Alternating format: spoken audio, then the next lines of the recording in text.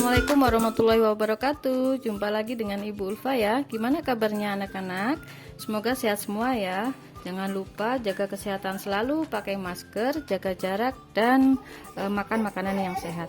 Hari ini kita membahas tentang masalah pokok ekonomi ya. Apa sih masalah pokok ekonomi itu? Ya, simak penjelasan saya dengan seksama ya.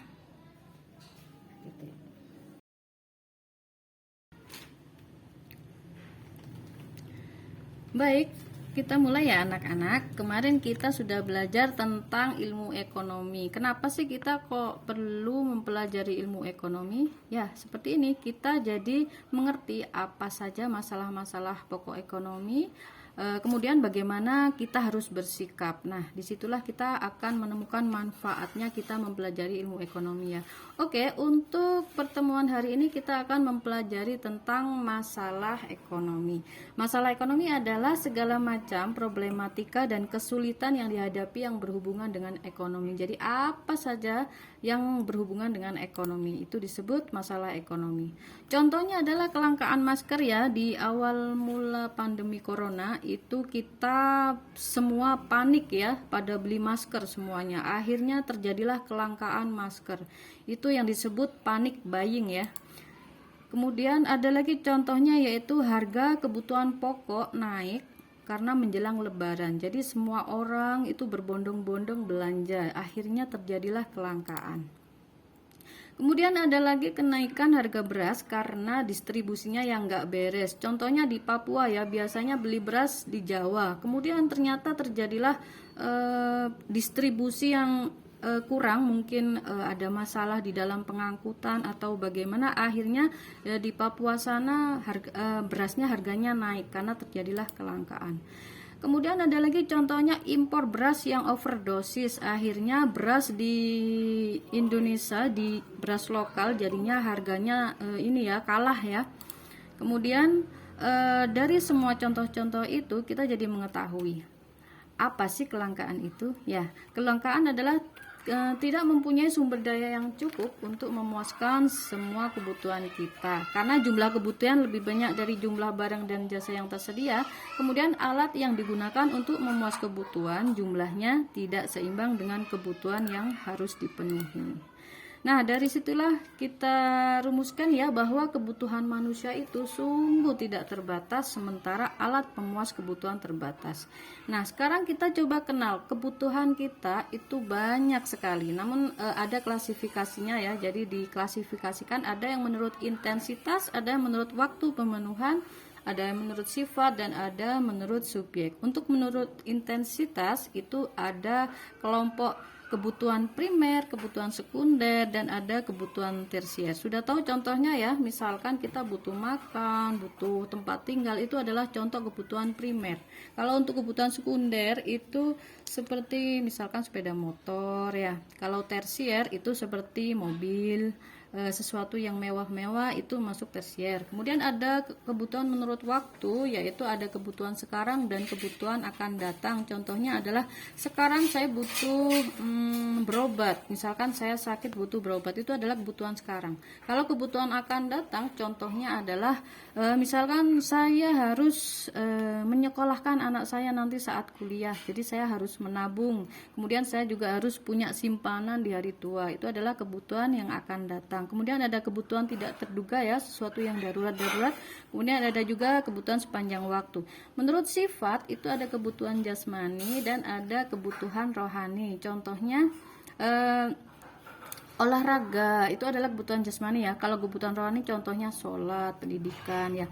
Kebutuhan menurut subjek itu ada kebutuhan individu dan ada kebutuhan umum. Contohnya kebutuhan saya sendiri pribadi itu adalah individu. Kalau menyangkut banyak orang itu disebut kebutuhan umum.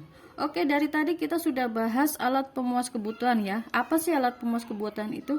Nah, biasanya alat pemuas kebutuhan itu adalah sebuah produk, bisa berupa barang atau berupa jasa. Oke, dalam mempelajari masalah ekonomi itu ada dua teori ya, yaitu teori ekonomi klasik yang dipelopori oleh Adam Smith, kemudian ada juga teori ekonomi modern. Dalam teori ekonomi klasik, masalah pokok ekonomi klasik itu ada produksi, distribusi, dan konsumsi. Nah, di dalam produksi itu masalah ekonomi yang terjadi adalah kelangkaan bahan baku. Contohnya, jadi proses produksi itu harus berkelanjutan sementara bahan bakunya itu sulit didapatkan.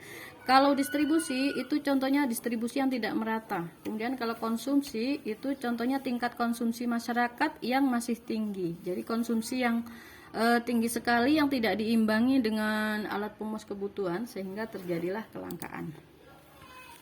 Oke anak-anak, sudah paham tentang masalah pokok ekonomi klasik ya. Sekarang kita ke masalah pokok ekonomi modern. Nah, dalam masalah pokok ekonomi modern ada istilah what, ada how, ada for whom. Jadi kalau what itu apa? Misal kita kita memiliki modal ya, mau membuat sebuah usaha. Jadi yang kita analisa adalah what dulu, apa? Kita mau bikin apa? Ya.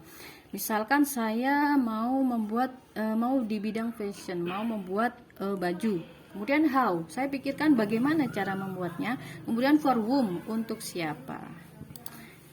Nah, apa sih perbedaan teori ekonomi klasik dan teori ekonomi modern? Kalau dalam teori ekonomi klasik itu produksi itu seperti yang sudah dijelaskan tadi ya, bahan baku sulit didapatkan. Kalau dalam masalah ekonomi modern itu selain bahan baku sulit didapatkan, kemudian juga ada analisa-analisa lainnya ya. Misalkan ada barang substitusi, kemudian produksi harus melihat kecenderungan kesukaan konsumen yang cenderung berubah pada masyarakat modern. Nah, kalau dalam distribusi, dalam teori ekonomi modern itu perlu memperhatikan inovasi produk, kreativitas, segmentasi pasar, persaingan yang semakin ketat, kemudian penentuan harga yang cukup sulit karena terbentur beberapa faktor produksi.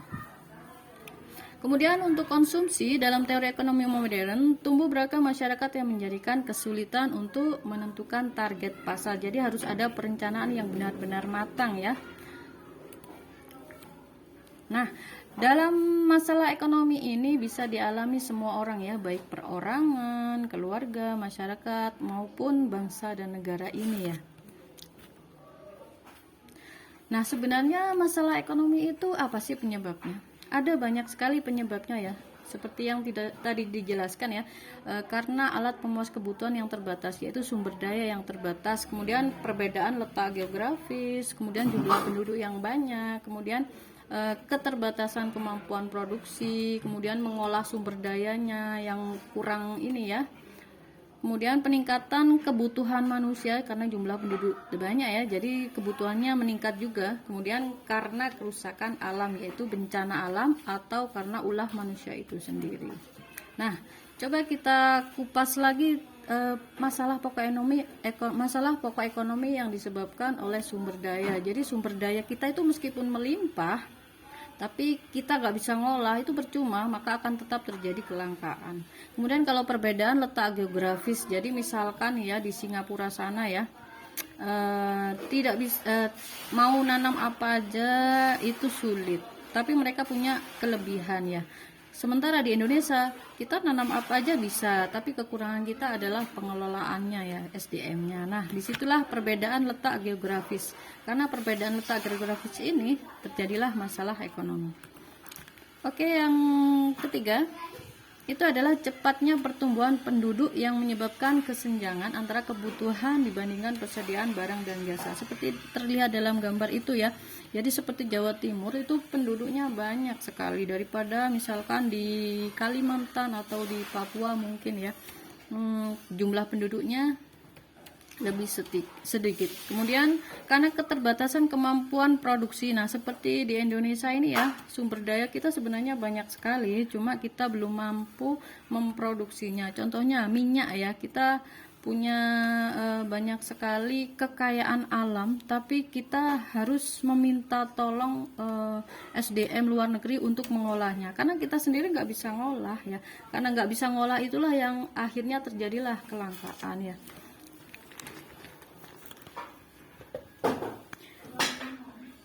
Kemudian lagi karena bencana alam ya, misalkan petani kita udah siap panen, ternyata terjadilah kebanjiran atau gempa atau gunung meletus ya, seperti di gambar itu ya.